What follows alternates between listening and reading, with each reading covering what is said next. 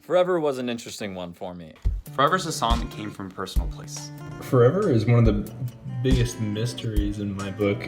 So Forever is one of those songs that I didn't think were gonna actually make it onto the EP, just because we didn't have it recorded up until a couple of minutes before we had to check out of the Airbnb. I found that the entire trip, we were talking about what was on our mind through the music we were writing. It's about love torn apart by the borders of continents, pretty much a topic that stayed very consistent throughout COVID, I think.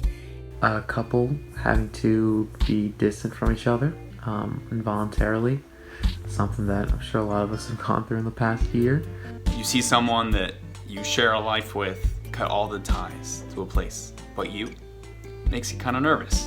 I remember falling asleep one night to Mitchell and Jared working on something in the living room, and it just sounded, honestly, I thought it sounded awful, and I just could not figure out what that was, and it was keeping me up, and it was my dreams.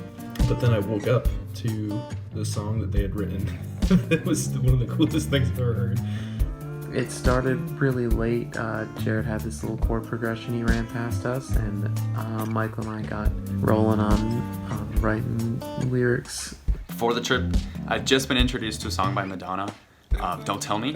It's got this awesome acoustic guitar that's just run through noise gates, and I loved the sound of it. So I went ahead and tried to imitate it. Michael wanted me to play some real bass, some electric bass on it. He just told me to go crazy. Over the course of the next few days, the lyrics got written between Mitchell, Marie, and I. I was part of writing the lyrics and the melody, and I got to sing the harmonies on it too.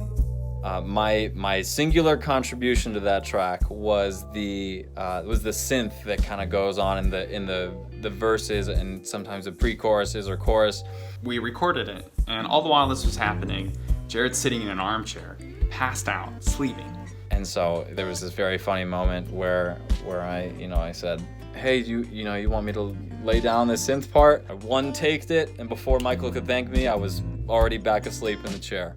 The song ended in a place where it's about seeing your partner for the first time after this period of long distance.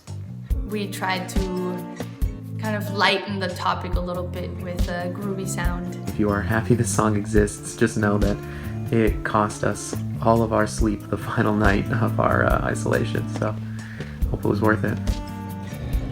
That track is just wild. It's off the rails, and I love it. The song's a banger.